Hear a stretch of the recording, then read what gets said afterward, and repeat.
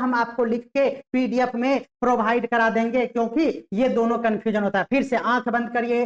पुर्तगाली के द्वारा पहला वायसराय, बोलिए, अल्मीरा 1505 ईस्वी। निश्चित तौर पर आप जान रहे हैं कि डच का हॉलैंड में स्थापना, उसी तरह से फ्रेंच ईस्ट इंडिया कंपनी की फ्रांस में स्थापना होती है। कोसे कब्जा, कोसे कर्क, याद रखिएगा कोचीन में किया, ध्यान में रखना है। ये दुर्गा माता जो है ना, याद रखिएगा, दुर्गा माता जो है ना, भाला लेके कोच के मार देता है। नहीं, हम लोग बिहारी लैंग्वेज में बोलते हैं कि भाला कोचिया देंगे। देखिए वास्को डी गामा कहां आया, जल्दी से बोलिएगा। कालीकट के तट पर आया। कब आया, जल्दी से सोचिएगा। 1498 में, 1498 ईस्वी में, याद हो गया होगा। वास्को डी गामा कालीकट तट पर जब पहुंचता है तो याद रखिएगा उसका स्वागत कौन करता है, जमेरीन ने करता है। जल्दी से बताइएगा किसने करता है, तो जमेरीन ने। वास्को डी गामा का देखिए जमेरीन ने स्वागत किया, अलग अलग शासकों के द्वारा स्वागत किया गया। तो वास्को डी गामा जब कालीकट तट पर पहुंचते हैं तो उसका स्वागत किसने किया, जल्दी से सोचिएगा, जमेरीन ने, ठीक है ना। चलिए, पुर्तगाली उपनिवेश का भारत में प्रथम वायसराय, जल्दी से बताइएगा। देखिए भारत में प्रथम वायसराय अंग्रेज के जमाने में हम लोग जानते हैं, लेकिन याद रखना है जब पुर्तगाली उपनिवेशक हमारे देश में आया तो उन्होंने भी भारत में अपना वायसराय नियुक्त किया। ये क्वेश्चन पूछा जाता है, ध्यान से देखिएगा। पुर्तगाली के द्वारा भारत में नियुक्त किए गए भारत का प्रथम वायसराय कौन था, जल्दी से बताइएगा। तो ध्यान में रखना है फ्रांसिस्को डी अल्मीडा आपका बिल्कुल सही जवाब हो जाएगा। फ्रांसिस्को डी अल्मीडा का नाम वायसराय के रूप में भारत में प्रथम वायसराय किसके द्वारा, तो पुर्तगाली उपनिवेशकों के द्वारा, बिल्कुल आपको ध्यान में रखना है। चलिए, आप सभी जानते हैं कि वास्को डी गामा पुर्तगाल के निवासी थे। वास्को डी गामा एक नाविक था, ये भी जानते हैं। देखिए वास्को डी गामा कालीकट तट पर 1498 में यानी 1498 ईस्वी में आते हैं। अब यहां पर एक नया क्वेश्चन और जुड़ जाता है, केप ऑफ गुड होप। ध्यान रखना है, केप ऑफ गुड होप होकर समुद्री मार्ग से पहली बार वो भारत पहुंचता है। भारत में कालीकट तट पर पहुंचता है। कालीकट तट पर उसका स्वागत किसने करता है, तो जमेरीन ने करता है। क्या याद रखिएगा, जमेरीन ने करता है। ये बातें आपको स्पष्ट रूप से याद हो गया, एकदम जल्दी जल्दी हम लोग बात करेंगे। अब देखिए जब हमारे पास वास्को डी गामा का नाम आता है ना, तो एक नाम और आप जानते हैं, कोलंबस का नाम। तो ध्यान रखना है वास्को डी गामा पुर्तगाल, बिल्कुल आपको ध्यान रखना है। और कोलंबस बात करें तो कहां के निवासी थे, स्पेन के निवासी थे। क्या याद रखना है, स्पेन के निवासी थे। कोलंबस यानी क्रिस्टोफर कोलंबस ने स्पेन के राजा, ध्यान में रखना है, कोलंबस ने स्पेन के राजा, ध्यान में रखना है, वो था हमारा फेर्डिनांद। याद रखना है फेर्डिनांद और उसकी रानी इसाबेला के द्वारा इसके संरक्षण में यात्रा को प्रारंभ करता है। और 1492 में अमेरिकी महाद्वीप की खोज इन्होंने करता है, जबकि वो भारत के लिए ही निकला था और भारत ही पहुंचना था, लेकिन उन्होंने अमेरिका की खोज किया कोलंबस ने। और कोलंबस ने अमेरिका को भारत समझ लिया था, लेकिन ध्यान रखना है भारत समझकर उसे गलत मान लिया था। एक्चुअली वो अमेरिका महाद्वीप था। और 1492 ईस्वी, याद रखना है, स्पेन के वो निवासी थे। ये बातें भी आपको ध्यान में रखनी है। यानी उम्मीद करते हैं कि आप समझ चुके होंगे। एक ईस्वी 1498 और दूसरा ईस्वी 1492। 1498 किसके लिए, 1492 किसके लिए, ये दो ईस्वी आप पहले याद रखिए। पहले 92 है लेकिन वो कोलंबस के लिए है, 98 है वो हमारा वास्को डी गामा के लिए है। ये दो ईस्वी आप ध्यान में रखिएगा। अगला जो हमारे वन लाइनर बुक के अकॉर्डिंग है वो है कैप्टन कुक। याद रखना है कैप्टन कुक जो है वो ब्रिटेन यानी इंग्लैंड के निवासी थे। ध्यान रखना है कैप्टन जेम्स कुक, याद रखना है पूरा नाम कैप्टन जेम्स कुक, ब्रिटेन के प्रसिद्ध खोजकर्ता थे। ये सभी जो यात्री थे ना वो खोज के लिए निकले थे, जैसे भारत का खोज करना या भारत के समुद्री मार्ग का खोज करना, अमेरिका का खोज करना। उसी तरह से यह भी एक खोजकर्ता थे जिसका नाम था कैप्टन कुक यानी कैप्टन जेम्स कुक। ध्यान रखना है वो ब्रिटेन के निवासी थे जिसने प्रशांत महासागर की यात्रा की। बिल्कुल आपसे यह क्वेश्चन पूछा जा सकता है, प्रशांत महासागर की यात्रा करने वाले कौन थे, तो याद रखना है कैप्टन कुक या कैप्टन जेम्स कुक कहां के थे? तो ब्रिटेन के। प्रसिद्ध कौन थे? तो ध्यान रखना खोजकर्ता। नाविक की बात करें तो नाविक वास्को डी गामा, ध्यान में रखना, नाविक के रूप में वास्को डी गामा ध्यान में रखना है, और खोजकर्ता के रूप में कैप्टन कुक का नाम याद रखना है, जो प्रशांत महासागर की यात्रा किया और ऑस्ट्रेलिया और न्यूजीलैंड के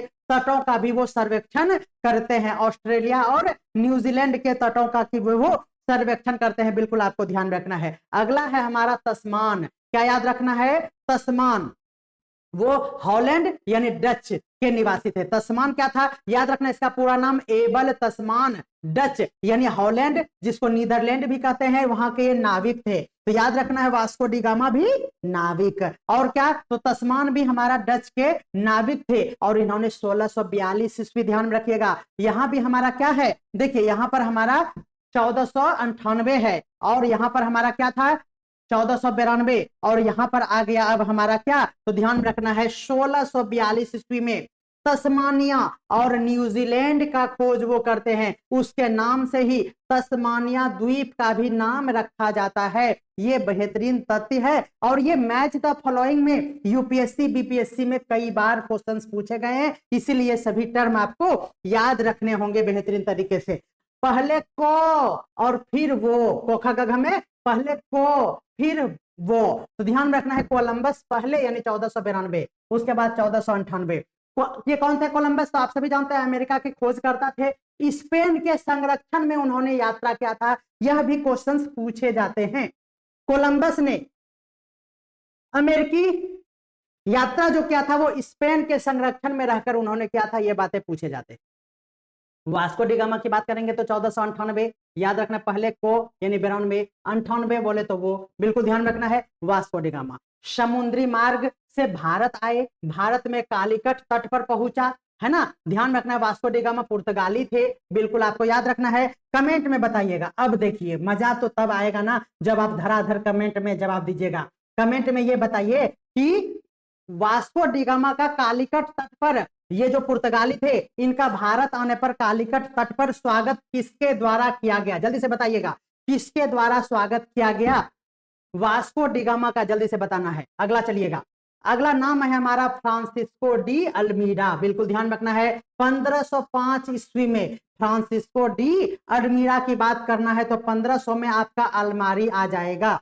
याद रखना है 1500 रुपया में जनरली आपको अलमीरा आ जाएगा। तो याद रखना है अलमीरा की बातें 1505 ईस्वी। यह कौन थे? तो देखिए भूल मत जाइयो, पहला वायसराय। क्या याद रखना है? पुर्तगीज के द्वारा, पुर्तगालियों के द्वारा नियुक्त पहला वायसराय था। याद रखना इसके लिए ब्लू वाटर पॉलिसी भी एग्जाम में पूछे जाते हैं। ब्लू वाटर पॉलिसी ध्यान रखना है किसके से संबंधित है? तो फ्रांसिस्को डी अल्मीडा, 1505 ईस्वी, भारत का पहला पुर्तगाली वायसराय, बिल्कुल भूलना नहीं है। अब देखिए जब फ्रांसिस्को की बात होती है ना, तो फ्रांसिस्को डी की बात होती है ना, तो एक नाम होता है अल्मीरा और एक होता है अल्बुकर्क। ध्यान रखना है अल्मीडा 1505 और अल्बुकर्क की बात करें तो 1509। भूलिएगा क्या? बिल्कुल नहीं भूलिएगा। फ्रांसिस्को डी अल्मीडा और फिर अल्बुकर्क, याद रखना है 1509 ईस्वी, दो अलग अलग नाम। तो याद रखना है 1510 में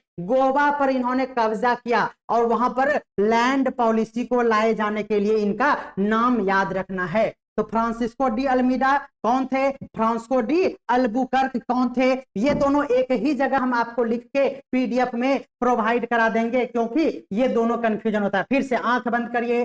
पुर्तगाली के द्वारा पहला वायसराय, बोलिए, अल्मीडा 1505 ईस्वी, और अल्बुकर्क की बात करें तो 1509 ईस्वी। और ध्यान रखना है उन्होंने गोवा पर कर लिया कब्जा। कब्जा को से कब्जा, को से कर्क, याद रखिएगा। इसमें देखिए अल्मीरा में नहीं है ना, लेकिन को से कब्जा, को से कर्क, यानी गोवा पर इन्होंने कब्जा कर लिया, बिल्कुल आपको ध्यान रखना है। आप सभी जानते हैं जब इस क्रम में हम लोग आगे बढ़ रहे हैं तो उसी दौरान 1600 ईस्वी में ईस्ट इंडिया कंपनी की स्थापना होती है। लेकिन आप सभी को यह पता होना चाहिए, सभी जानते भी होंगे जब गहन अध्ययन किए होंगे, तो अंग्रेजों ने अपनी अंग्रेज ईस्ट इंडिया कंपनी की स्थापना भारत में करता है क्या? नहीं, इंग्लैंड में वो स्थापित करते हैं और उसका प्रभाव यानी उसका पूरा, क्योंकि उन्होंने भारत में आकर अपना व्यापार किया। तो ये कंपनी तो ईस्ट इंडिया कंपनी जो था अंग्रेज का, इंग्लैंड में स्थापित हुआ था 1600 ईस्वी में। भारत में कब हुआ आपको जल्दी से कमेंट करके बताना है, इसी सेशन में आपको इसका जवाब निश्चित तौर पर मिल जाएगा। देखिए इंग्लैंड में 1600 ईस्वी में अंग्रेज ईस्ट इंडिया कंपनी की स्थापना होती है। इंग्लैंड में, कहा इंग्लैंड में। आपको बताना है कि भारत में ईस्ट इंडिया कंपनी की स्थापना कब होती है, कमेंट करके बताइए। अगला चलेगा, जब हम लोग ईस्ट इंडिया कंपनी की स्थापना पढ़ लिए 1600 ईस्वी में, तो 1602 ईस्वी में डच ईस्ट इंडिया कंपनी की स्थापना होती है। डच ईस्ट इंडिया कंपनी की स्थापना 1602 ईस्वी में होता है, यानी पहले अंग्रेज उसके बाद डच। आपको ध्यान रखना, ये सभी कंफ्यूजन भी अभी हटाएंगे, बिल्कुल आप चिंता मत कीजिए। 1602 ईस्वी में डच ईस्ट इंडिया कंपनी आता है, बिल्कुल याद रखना है। जिस तरह से इंग्लैंड में ईस्ट इंडिया कंपनी अंग्रेज का, उसी तरह से हॉलैंड में डच ईस्ट इंडिया कंपनी की स्थापना होती है। ये भी बातें आप ध्यान में रखिएगा। फिर 1605 ईस्वी की बात होती है, डच अराइवल इन इंडिया। ये डच ईस्ट इंडिया कंपनी की स्थापना 1602 में, और उसके बाद डच जो है हमारे देश में आते हैं। वो भारत में अपना डच का कारखाना ओपन करता है। कहां पे, ये क्वेश्चंस पूछे जाते हैं, मसूलीपट्टनम में। कहा, तो मसूलीपट्टनम में वो डच का कारखाना लगता है। याद रखिएगा, पुर्तगाली कहां पर, जल्दी से बताइएगा, पुर्तगाली कहां पर, ये याद रखना है, कालीकट। और डच जो अपना पहला कारखाना खोलता है वो मसूलीपट्टनम, बिल्कुल आपको ध्यान में रखना है। अंग्रेज जब आते हैं, याद रखना है, तो वो सूरत, याद रखना है, 1608 ईस्वी में विलियम हॉकिंस के शासनकाल में अंग्रेजों का भारत में पहला आगमन होता है। अंग्रेजों का भारत में पहला आगमन व्यापार करने के लिए, ध्यान रखना है, वो सूरत में, बिल्कुल आपको याद रखना है, विलियम हॉकिंस नाम याद रखना है। उसी क्रम में आप, जब हम लोग ईयर वाइज आगे बढ़ रहे हैं, तो बैटल ऑफ सूरत, जब यहाँ सूरत की बात होती है तो बैटल ऑफ सूरत आता है। सूरत में 9 सैनिकों के साथ युद्ध होता है और अंग्रेजों की पुर्तगालियों पर विजय हो जाता है। यानी इससे पहले जो पुर्तगाली भारत में आकर अपना व्यापार कर रहे थे, अंग्रेजों के आने के बाद, पुर्तगालियों को हराने के बाद उस पर विजय प्राप्त करते हैं, और ये फर्स्ट विक्ट्री के रूप में देखा जाता है, जो कि 1612 में, याद रखना है, बैटल ऑफ सूरत होता है, जो कि एक 9 सैनिकों के द्वारा लड़ा गया ये युद्ध होता है। याद रखना है, सर थॉमस रियो, बिल्कुल याद रखना है, ये सर थॉमस रो जो है 1615 ईस्वी में जहांगीर के दरबार में व्यापार करने की इन्हें अनुमति दी जाती है। यानी याद रखना है कि अंग्रेजों ने जब भारत में आकर व्यापार करना चाहा, तो याद रखना है कि उन्हें व्यापार करने की अनुमति मुगलों के द्वारा दी गई। तो ध्यान रखना है, जहांगीर के दरबार में आते हैं, ये क्वेश्चंस पूछे जाते हैं, जहांगीर के दरबार में सर थॉमस रो आते हैं और उन्हें व्यापार की अनुमति दे देता है। 1615 ईस्वी की ये बातें होती है। फ्रेंच ईस्ट इंडिया, जिस तरह से हम लोग डच ईस्ट इंडिया कंपनी पढ़ लिए, उसी तरह से आपको फ्रेंच ईस्ट इंडिया कंपनी याद रखना है। 1664 ईस्वी में हम लोग चले गए, जो कि फ्रांसीसी ईस्ट इंडिया कंपनी की फ्रांस में स्थापना होती है। निश्चित तौर पर आप जान रहे हैं कि डच का हॉलैंड में स्थापना, उसी तरह से फ्रेंच ईस्ट इंडिया कंपनी की फ्रांस में स्थापना होती है। निश्चित तौर पर आप इस बातों को भी समझ पा रहे होंगे। तो उम्मीद करते हैं कि ये जो हमारा आने जाने का अराइवल का क्रम था, उसे एक बार आप पुनः इस वीडियो को जब देख लेंगे तो आपको अच्छे से समझ में आ जाएगा। ठीक है, आपको ये जीएस का क्लास 19 से 20 दिन लगातार क्लास मिलेगा रात्रि के 9 बजे, और आपका ये पूरा खत्म कराएंगे। और इसका कंप्लीट बाइलिंगुअल पीडीएफ अगर चाहते हैं तो आप हमारे नंबर पर कांटेक्ट करेंगे, और फिर आपको बता दी जाएगी कि हमारा ये पेड पीडीएफ भी होगा, और आपको इसका निःशुल्क पीडीएफ भी मिल जाएगा। चलिए, भारत में पुर्तगाली शक्ति का वास्तविक संस्थापक, इस तरह का क्वेश्चन पूछा जाता है। भारत में पुर्तगाली शक्तियों का अगर वास्तविक संस्थापक की बात करें तो अल्बुकर्क, यानी दूसरा वाला, ध्यान रखना है, 1509 ईस्वी वाला, बिल्कुल ध्यान रखना है। अल्बुकर्क जिन्होंने गोवा में कब्जा किया, को से कब्जा हम बता दिए थे, अल्बुकर्क यानी गोवा पर कब्जा वाली बातें 1509 ईस्वी आपको हम पढ़ा चुके हैं। 1509 ईस्वी देखिए, आपको भूलने नहीं देंगे हम। 1509 ईस्वी हम पढ़ा चुके हैं, कहां भाग गया? 1509 ईस्वी कहां मिलेगा? देखिए देखिए, अल्बुकर्क को से कब्जा, को से कर्क और 1509 ईस्वी, है ना। ये बातें एकदम निश्चित तौर पर आपको याद रखना है। ये ही भारत में पुर्तगाली शक्तियों का वास्तविक संस्थापक माना जाता है और ये क्वेश्चंस लाखों बार कंपटीशन में पूछा गया है। पुर्तगालियों ने भारत में प्रथम दुर्ग का निर्माण कहाँ किया, जल्दी से बताइएगा। पुर्तगालियों ने भारत में प्रथम दुर्ग का निर्माण कोचीन, ध्यान रखना है, कोचीन में किया था, है ना। कालीकट क्या था, तो कालीकट के तट पर आया था, जमेरीन ने स्वागत किया था। और याद रखना है कि पुर्तगालियों ने भारत में प्रथम दुर्ग का निर्माण कहां पर किया, प्रथम दुर्ग, क्या याद रखना है, प्रथम दुर्ग का निर्माण कोचीन में किया। ध्यान में रखना है, ये दुर्गा माता जो है ना, याद रखिएगा, दुर्गा माता जो है ना, भाला लेके कोच के मार देता है। नहीं, हम लोग बिहारी लैंग्वेज में बोलते हैं कि भाला कोचिया देंगे, समझ रहे हैं ना। तो याद रखना है दुर्ग यानी दुर्गा माता, कोच मतलब कोचीन, बिल्कुल आपको याद रखना है, ठीक है ना। चलिए अगला है, मध्यकाल में सर्वप्रथम भारत से व्यापार संबंध स्थापित करने वाले कौन थे। सोच के देखिए, मध्यकाल की बात करेंगे तो भारत के साथ पहला व्यापारिक संबंध स्थापित करने वाला पुर्तगाली ही थे। व्यापार करने वाला पहला कौन था, पुर्तगाली ही था, बिल्कुल आपको भूलने नहीं देंगे हम बता दे रहे हैं। इस पर आधारित एमसीक्यूज भी लाएंगे अगर आपका प्यार और व्यूज अगर मस्त मस्त आया तो, और इससे रिलेटेड ट्रिक भी लाएंगे, हर लाइन पर हर ट्रिक को जबरदस्त तरीके से याद कराएंगे।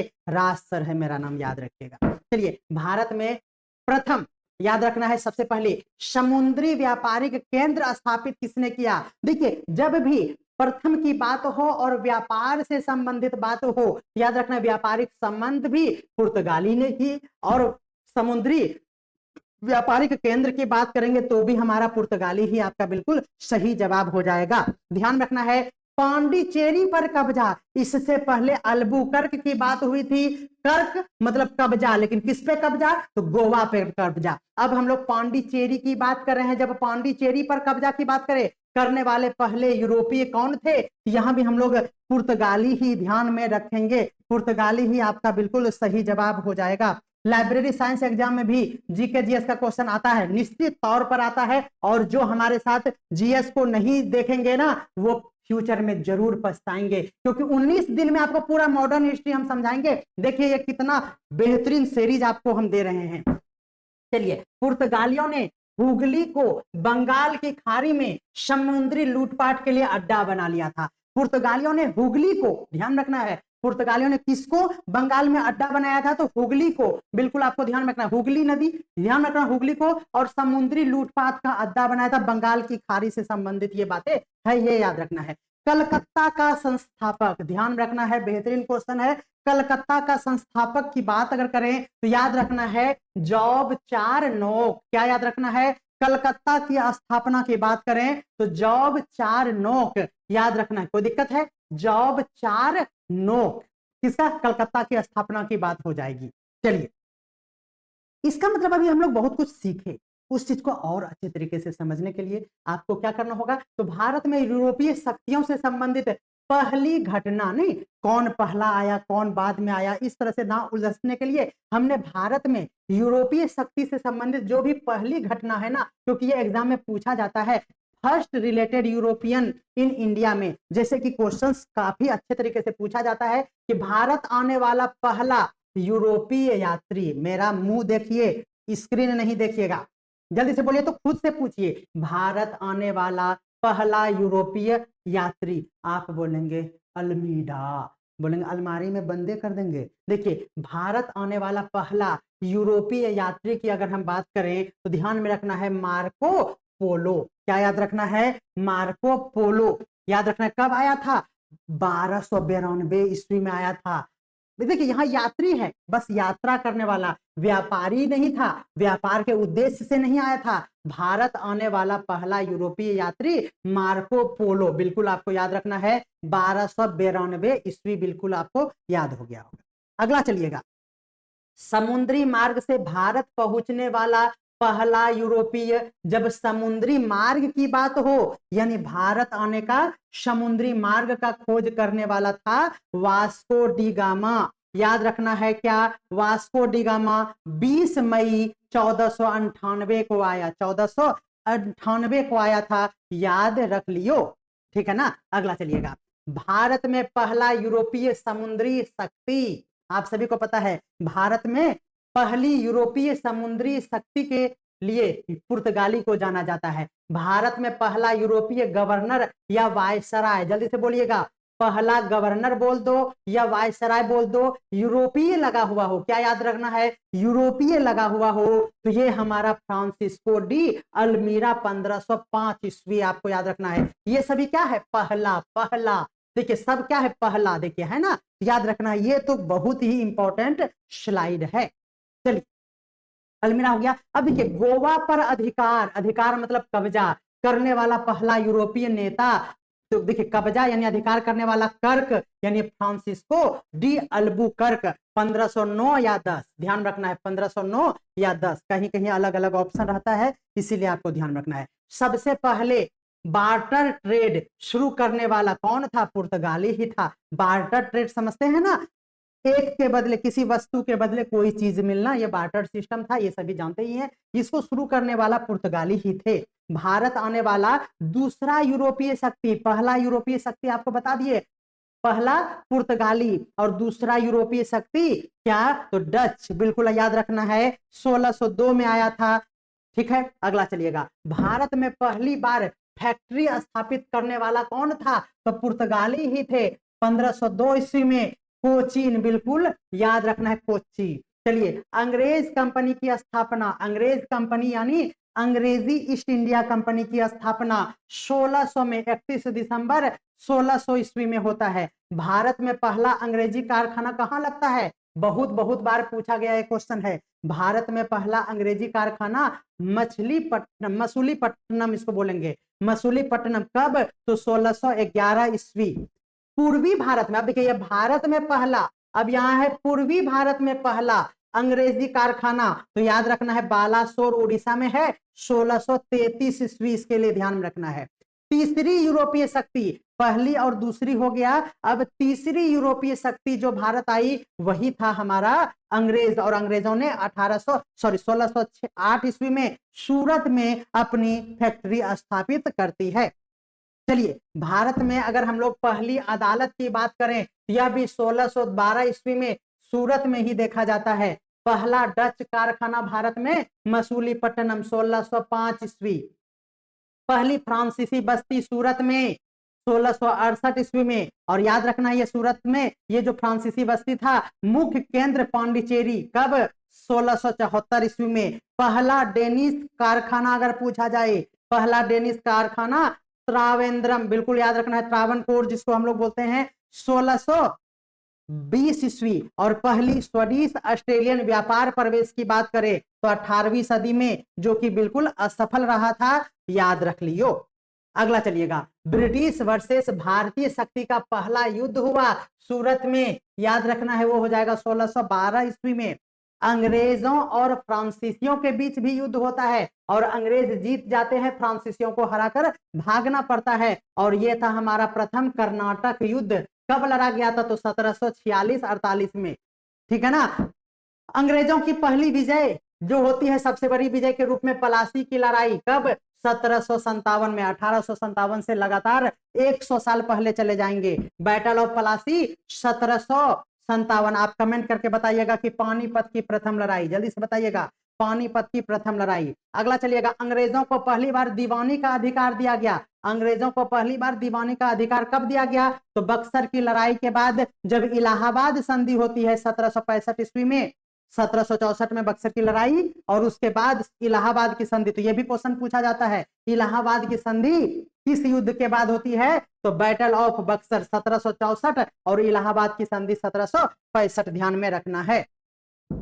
अगर हम लोग बात करें पहला ब्रिटिश आधुनिक नगर, तो याद रखना है ब्रिटिशर्स का पहला आधुनिक नगर था कोलकाता, याद रखना है जॉन चार्नक, 1690 ईस्वी। और पहला टैक्स फ्री ट्रेड का परमिशन देता है, याद रखना है, परमिशन को उर्दू में फरमान कहते हैं, और वो फर्रुखसियार ने दिया था 1717 ईस्वी में। और पहला आधुनिक शिक्षा संस्थान की बात करें तो ब्रिटिश रूल के साथ आधुनिक शिक्षा 1770 ईस्वी में ही जारी होती है। तो ये देखिए, ये हमारा आज का ये डेमो का क्लास है। आप सभी को डेली एक टॉपिक निश्चित तौर पर हम कवर कराएंगे और इस टॉपिक में आपको 100% इसी तरह का मजेदार क्लास आएगा।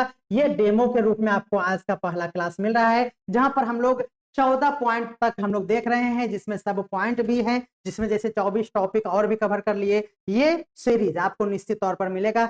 ये देखिए, जैसे पहला टॉपिक हमारा है, इसमें कुल मिलाकर आपको इस तरह से कितने पॉइंट्स देखने को मिलेंगे, तो आप देख लीजिए, ये हमारा 35 पॉइंट एक टॉपिक में है, जिसमें लगभग आपको 1 घंटे का समय लगेगा। आप सभी को वन लाइनर के फॉर्मेट में जीएस पॉइंटर विथ एमसीक्यू, जिसमें हम लोग मॉडर्न हिस्ट्री यानी आधुनिक भारत का इतिहास देख रहे हैं, और इसमें हम लोगों का टॉपिक 1, ये आप जानेंगे कि टॉपिक 1 है। आप सभी 2 दिन से क्लास देख रहे हैं। आप सभी को इससे पहले वाला क्लास 1.5 घंटे का मिला है, जरूर आप उसे देख लेंगे। और ये दूसरा पार्ट है, जिसमें आज खत्म हो जाएगा यूरोपीय कंपनियों का आगमन से संबंधित जितने भी प्रश्न पूछे जाते हैं। ठीक है, इसमें हमने इंक्लूड किया है इस कंटेंट्स में घटना चक्र।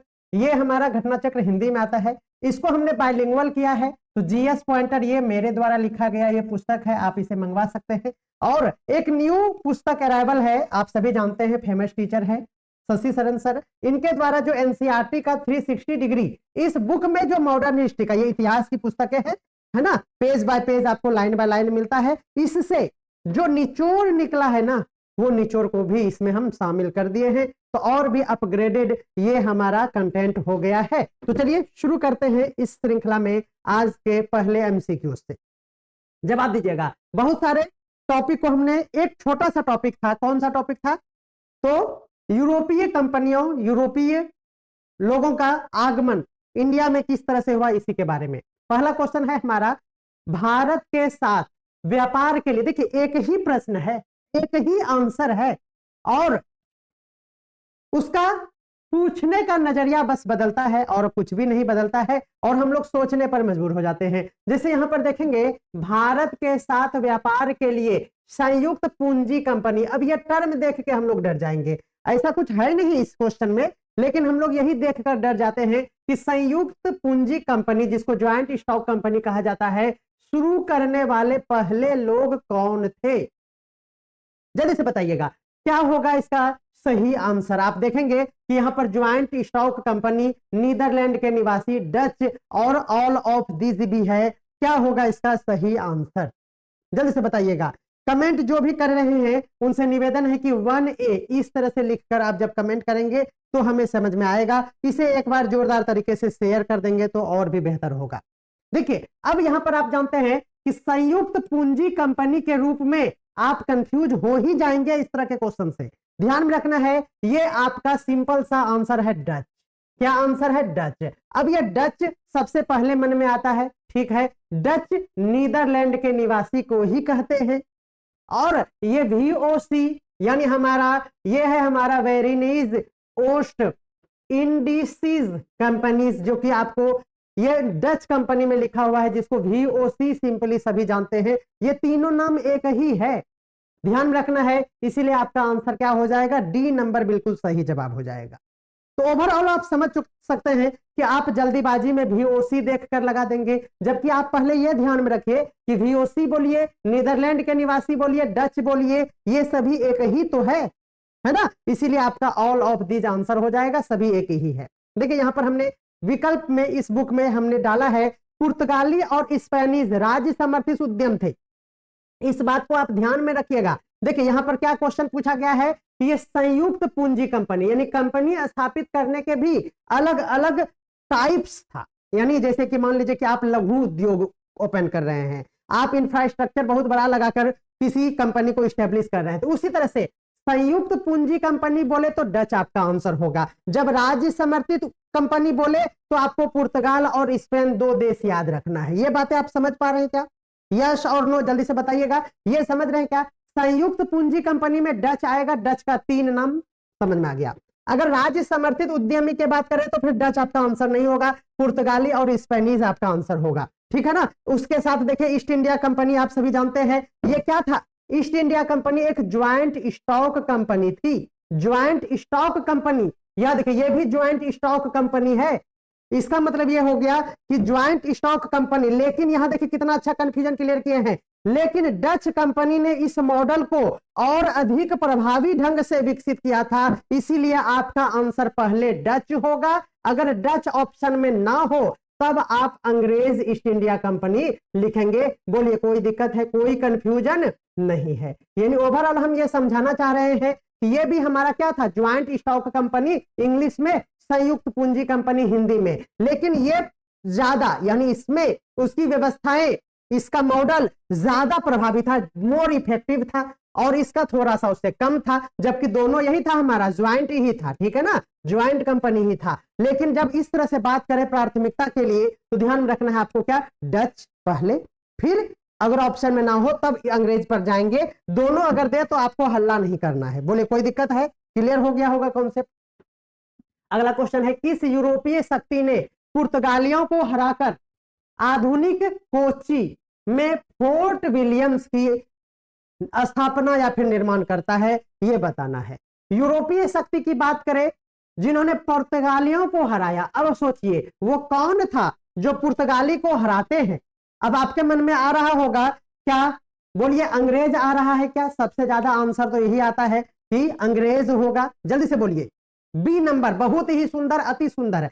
पुर्तगालियों को हटाकर आधुनिक, अब यहां पर यही हो गया। इससे आपको समझ में आ जाएगा कि कोच्चि में, जो कि केरल में है वर्तमान में, है ना, केरल में उन्होंने फोर्ट विलियम की निर्माण करता है, और इस बात से यहां समझ में आ जाता है कि पुर्तगालियों को हटाने वाला, हराने वाला और कोई नहीं बल्कि डच आपका बिल्कुल सही जवाब हो जाएगा। तो उम्मीद करते हैं कि इस तरह से आप अच्छे से समझ पा रहे होंगे। आपका आंसर भी सही आ रहा है, बहुत सुंदर।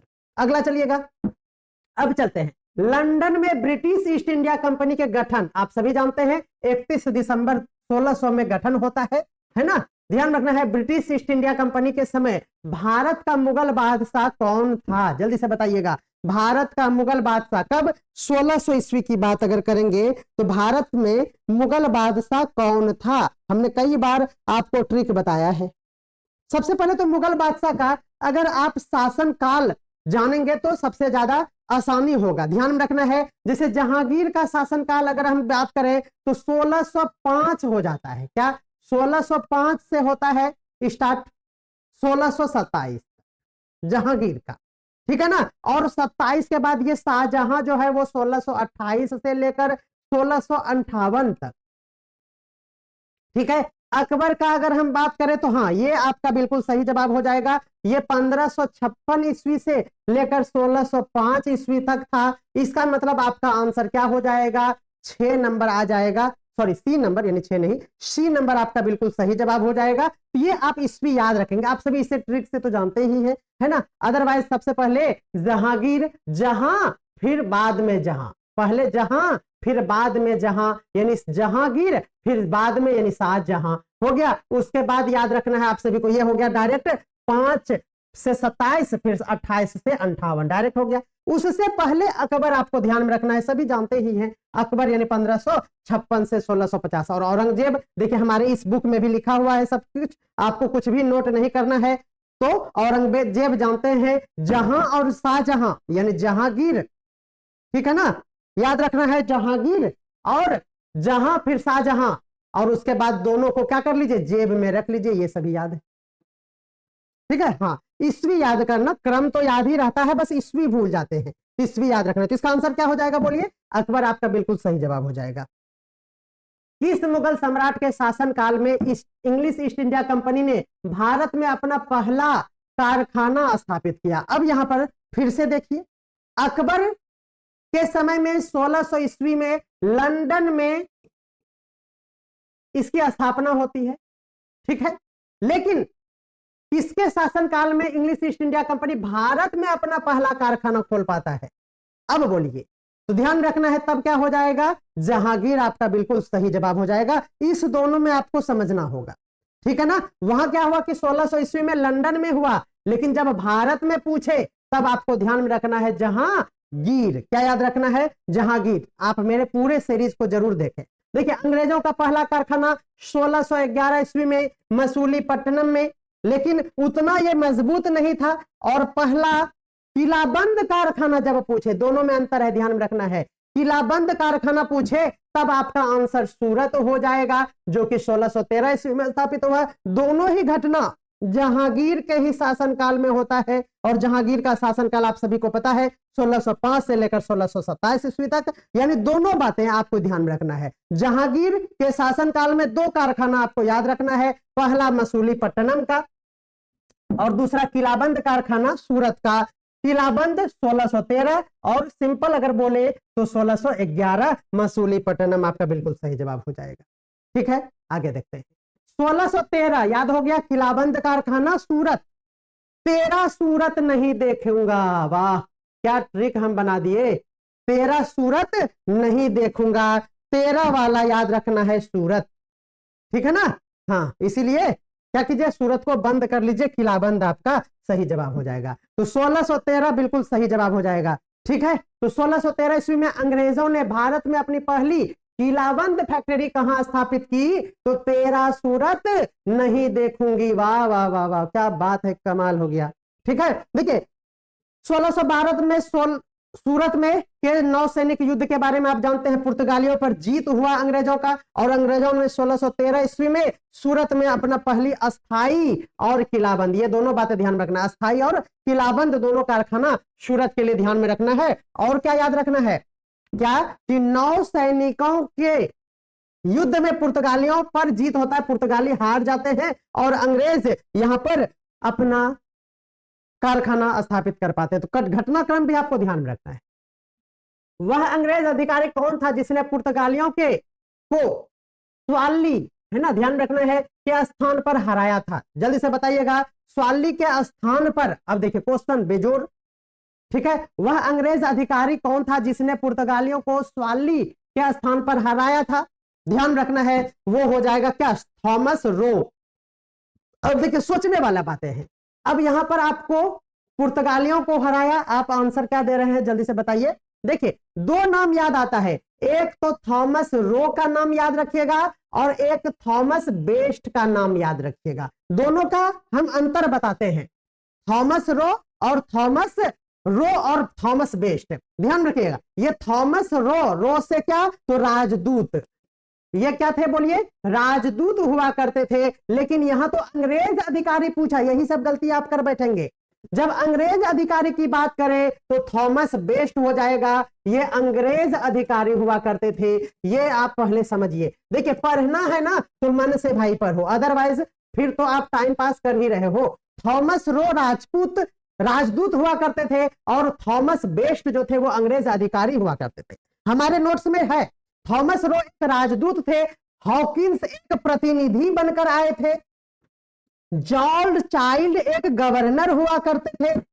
ठीक है ना, कैप्टन थॉमस बेस्ट नवंबर 2016 में सूरत में स्वाली में लड़ाई किए और पुर्तगालियों को बेरको उन्होंने हरा दिया। और थॉमस बेस्ट कौन थे? अंग्रेज अधिकारी थे। ये क्वेश्चन पूछा जा सकता है आपको। हम बार बार कहते हैं ना कि हमारा कंटेंट बोलता है। देखिए कितना अच्छा है, थॉमस रो राजदूत, हॉकिंस प्रतिनिधि, जॉन चाइल्ड गवर्नर, समझ में आ गया?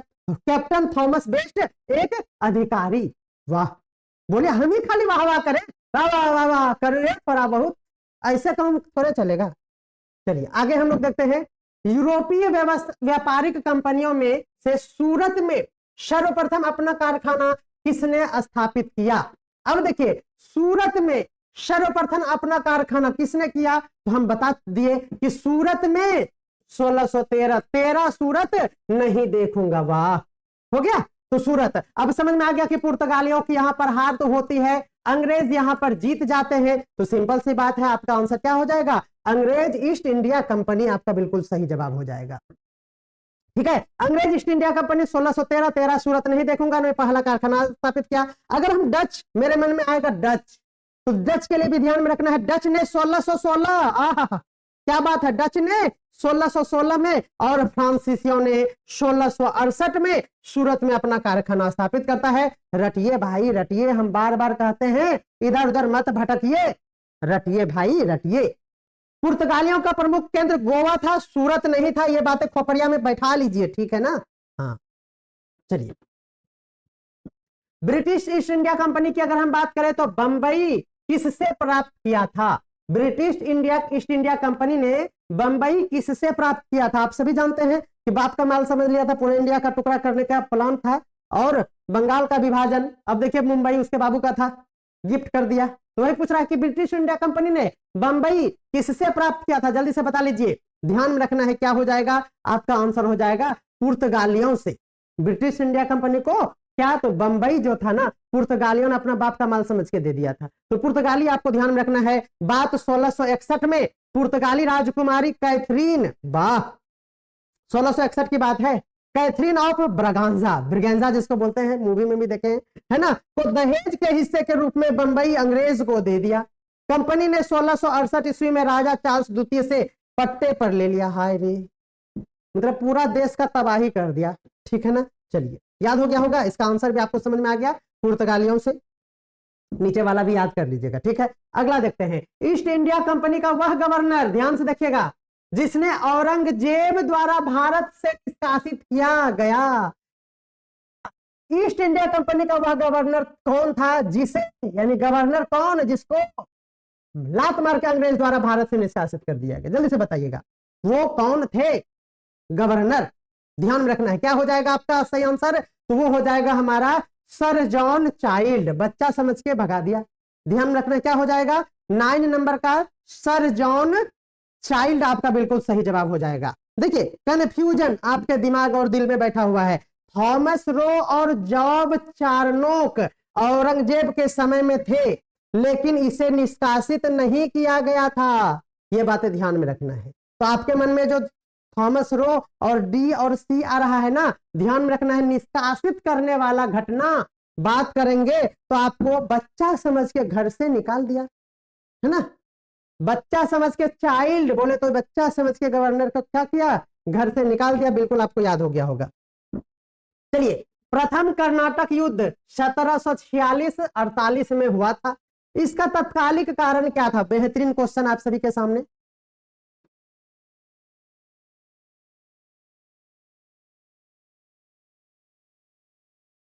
हाँ, ये भी बात आप सही बोल रहे हैं दुर्गा दीदी, कह रहे हैं कि सर पहले ही आंसर। देखिए आपको नीचे पढ़ने से बढ़िया यहाँ वाला पढ़ना चाहिए ना। अब यहाँ पर अगर ये मेरा बुक का कंटेंट है जहां पर आपको इस तरह से एक्सप्लेनेशन दे दिए, अब अगर हम पढ़ा रहे हैं टेस्ट, तो आप इसका पीडीएफ ले लीजिए, टेस्ट मोड वाला मेरे पास पीडीएफ है ना।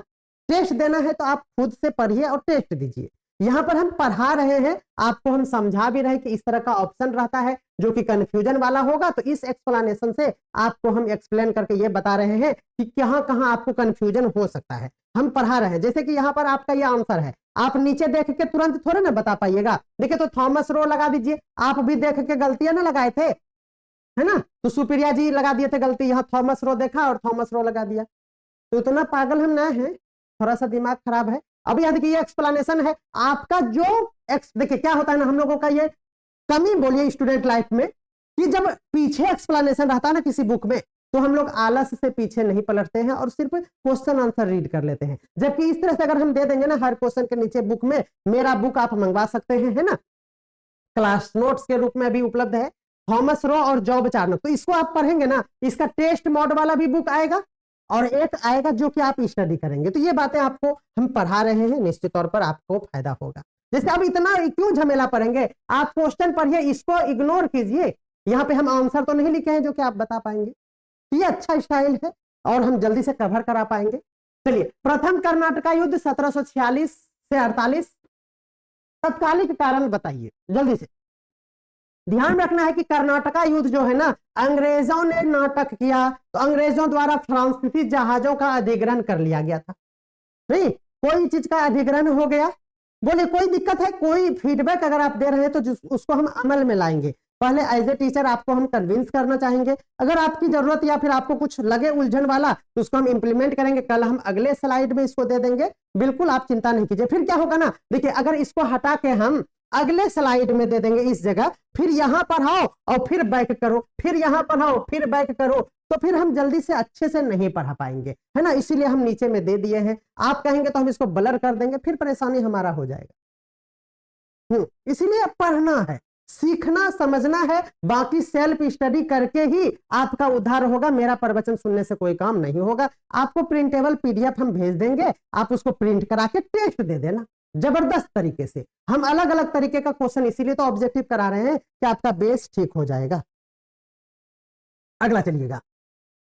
हाँ, तो ये हम बता रहे थे कि ये कर्नाटक, नाटक कौन करेगा, तो ध्यान में रखना है नाटक करेगा अंग्रेज, और अंग्रेज क्या करेगा, फ्रांसीसी जहाजों का अधिग्रहण करेगा, और इसी के चलते लड़ाई झगड़म लत्तम जुत्तम हो जाएगा। ये बातें ध्यान में रखना है। यूरोप में याद रखना है ऑस्ट्रियाई उत्तराधिकारी के युद्ध जो कि 40 से 48 के दौरान हुआ था, ठीक है ना। और उसके बाद याद रखना है अंग्रेजों ने फ्रांसीसी व्यापारी के जहाजों को पकड़ लिया, और इसके जहाज में क्या हो गया, जल्दी से बताइए। तो याद रखना है कि फ्रांसीसी गवर्नर उस समय डुप्ले ने मद्रास पर कब्जा कर लिया था, और इसी के कारण सारा मामला भड़क गया और कर्नाटक युद्ध हो गया, ठीक है ना। तो कर्नाटक युद्ध इसीलिए हो गया, ये बातें ध्यान में रखना है। मद्रास पर कब्जा करने वाली बातें अगर होंगी, है ना, तो प्रमुख घटना थी, लेकिन इसमें तत्कालिक कारण के रूप में इसे नहीं जानते। तो एकदम कंफर्म हो गया।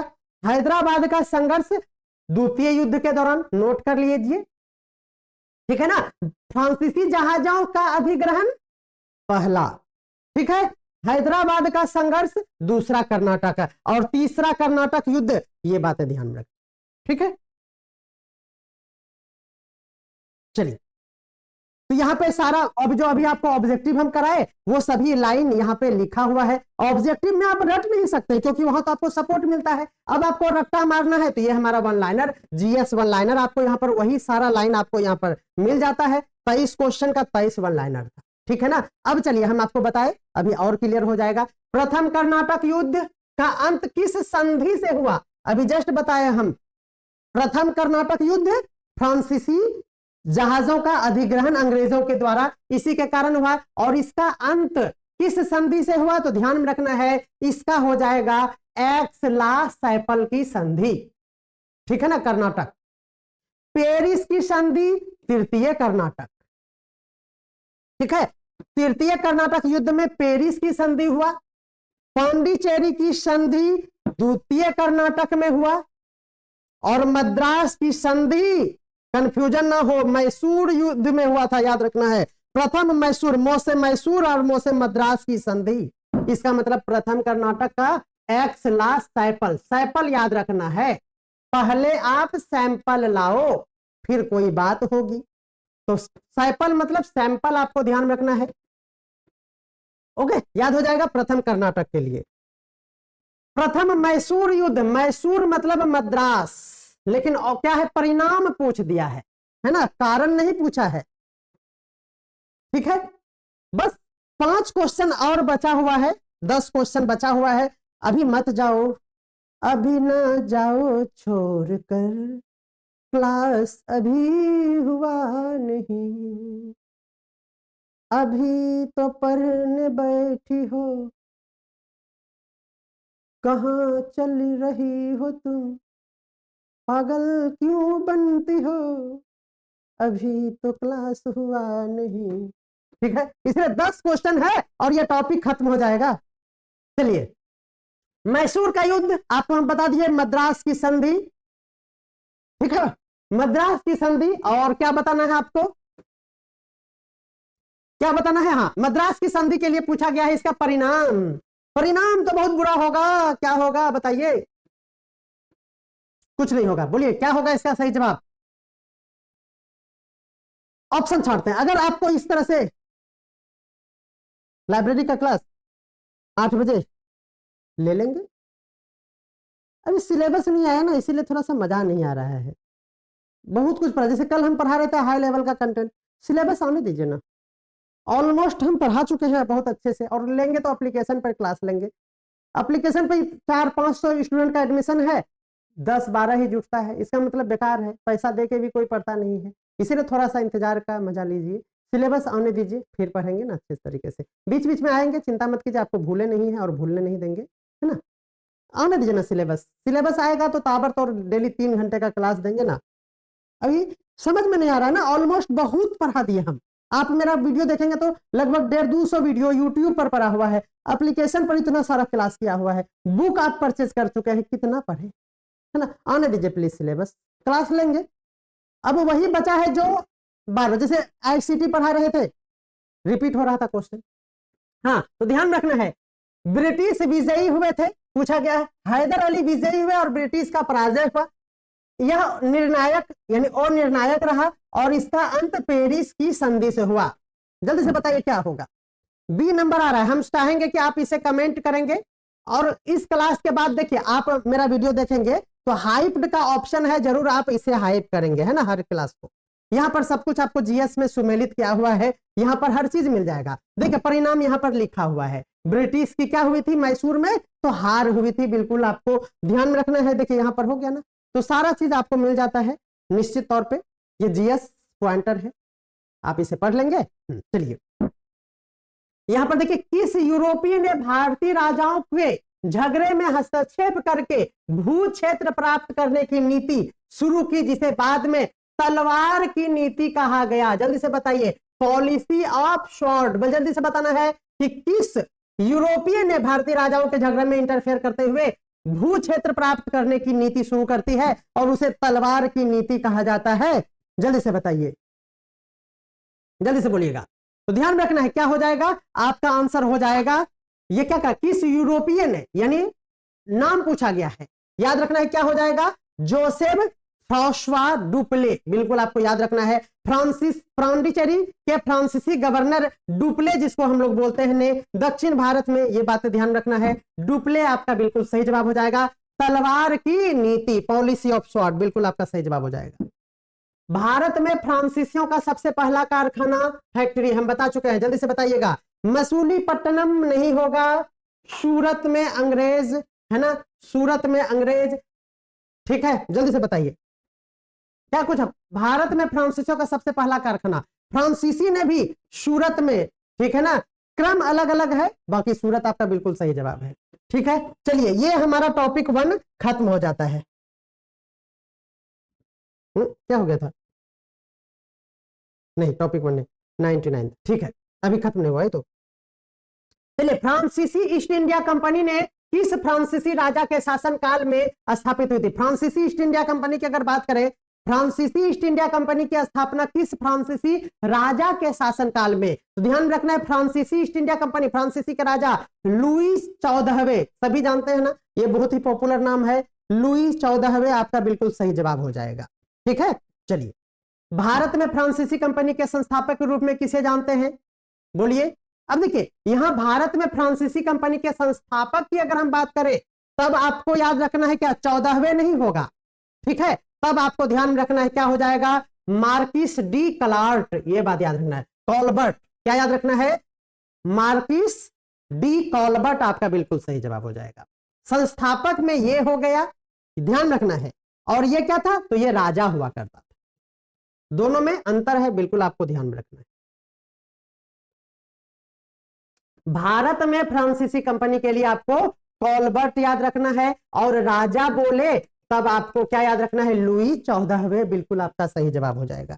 तो हर एक बात को हम डाल दिए हैं इस कंटेंट में, आप हमारा क्लास ज्वाइन जरूर करें। बंगाल में डचों द्वारा स्थापित किया गया कारखाना, अब बंगाल की बात करें, देखिए अब यहाँ डचों द्वारा प्रस्थापित कारखाना और यहाँ बंगाल में डचों द्वारा स्थापित कारखाना, तो ध्यान रखना है बंगाल में डचों द्वारा प्रमुख स्थापना कहां, तो बंगाल में चीन सूरा आपका सही जवाब हो जाएगा। क्या, तो चीन सूरा आपको ध्यान में रखना है। डचों ने 1635 ईस्वी के आसपास हुगली नदी के किनारे चीन सूरा जो कि बंगाल में है अपनी मुख्य बस्ती और कारखाना, तो बस्ती पूछे या कारखाना पूछे, दोनों आपको ध्यान में रखना है। बस्ती पूछे या कारखाना पूछे, दोनों याद रखना है। आपका डच हो जाएगा, डच ने हुगली नदी भी आपका सही होगा और चिनसूरा भी सही होगा। ये हुगली नदी के किनारे चिनसूरा क्या था, बस्ती था, या फिर वहां पर कारखाना स्थापित किया था, बिल्कुल ध्यान में रखना है, जो बाद में उनका प्रशासनिक केंद्र बना। ध्यान में बार बार कासिम बाजार भी आता है ना, कासिम बाजार और हुगली में डच की फैक्ट्रियां लगी थी, लेकिन चिनसूरा प्रमुख केंद्र के रूप में जाना जाता था। अब यानी आपका कासिम बाजार और हुगली भी आपको परेशान करेगा, लेकिन चिनसूरा प्रमुख केंद्र हुआ करता था, है ना, बिल्कुल ध्यान रखना है। पिपली उड़ीसा में था, ये बातें आपको ध्यान में रखना है। तो बहुत सारी एक्स्ट्रा फैक्ट्स आपको हम बता देते हैं। भारत में डचों का सबसे पहला कारखाना कहां स्थापित हुआ, जल्दी से बता दीजिए। भारत में डचों का कारखाना, जल्दी से बताइएगा। फ्रांसीसी अभी आया था, डच नहीं आया था। भारत में डचों का पहला कारखाना तो अब ये आपका ऑप्शन होगा पिपली। जब भारत में पूछे तो पिपली, और इधर बंगाल में पूछा था तब आपका चिनसूरा। हे प्रभु, समझ रहे हैं ना, लेवल आप समझिए हमारे कंटेंट का। बंगाल पूछे तो आपका आंसर चिनसूरा, और अगर भारत पूछे तब पिपली, बिल्कुल जो उड़ीसा में। समझ में आ गया होगा, कोई कंफ्यूजन नहीं है। ये हमारा जीएस पॉइंटर का फिर है, आप इसको अच्छे से रटेंगे और रिपोर्ट करेंगे कि आपका कितना नंबर आ रहा है टेस्ट में। भारत में यूरोपीय शक्तियों का आगमन का अब सही क्रम जल्दी से बता दीजिए। आप सभी को पता है कि सबसे पहले पुर्तगाली आए, फिर डच आया, फिर अंग्रेज, तब फ्रांसीसी। डच पहले आए थे, आने का क्रम जब पूछे कहां गया, आगमन का क्रम पूछे तो अंग्रेज से पहले डच। यहां देख लीजिए ईस्वी, पुर्तगाली 98 में, डच 1602 और 5 में, ठीक है ना। अंग्रेज 1600 लिखते हैं लेकिन 8 इसको समझेंगे क्योंकि बाद में, और फ्रांसीसी सबसे। डेनिश 1620 में, ये बातें भी ध्यान रखना है, और स्वीडिश, ऑस्ट्रेलियन, अन्य बात भी शक्तियां आई थी। इस तरह से आप इसको याद कर सकते हैं। निम्नलिखित में से कौन सा यूरोपीय बस्ती, उससे संबंधित सही युग्म कौन सा है, जल्दी से बताइएगा। देखिए अगर सही युग्म की बात करें, सोच के जल्दी से बताइए। देखिए पांडिचेरी, देखिए यहां पर है पांडिचेरी, आपका डी नंबर आंसर सही हो जाएगा। पांडिचेरी जिसको पुदुचेरी 1674 ईस्वी फ्रांसीसी ईस्ट इंडिया कंपनी का मुख्यालय और प्रमुख बस्ती था, आपसे पूछा गया है बस्ती, तो आपका आंसर क्या हो जाएगा, डी नंबर।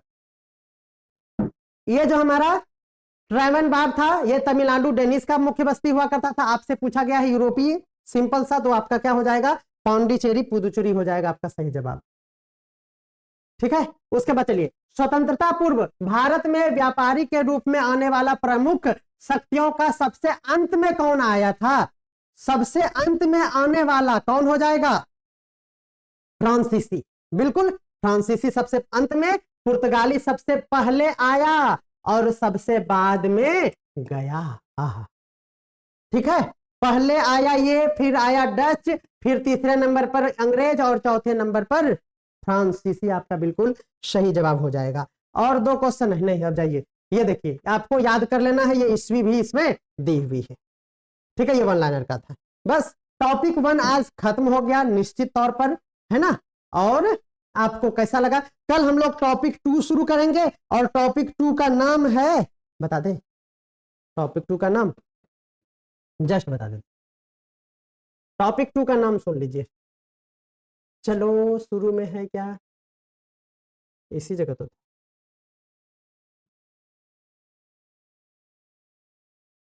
टॉपिक 2 का नाम बता देंगे ताकि आप इंतजार करेंगे। अगर आपको सेल्फ स्टडी भी करनी हो तो आप जरूर पढ़ के आएंगे, तो और भी मजा आएगा आपको क्लास करने में।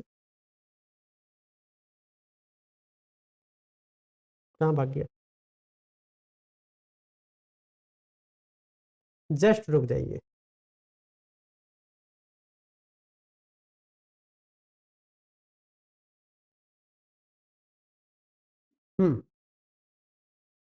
कल जो हम लोगों का टॉपिक चलेगा वो है ईस्ट इंडिया कंपनी के बारे में, ऑल अबाउट रहेगा। और ईस्ट इंडिया कंपनी की स्थापना के समय बंगाल की जो एक्टिविटी थी उसके बारे में हमारा टॉपिक है, और 1 दिन में खत्म हो जाएगा।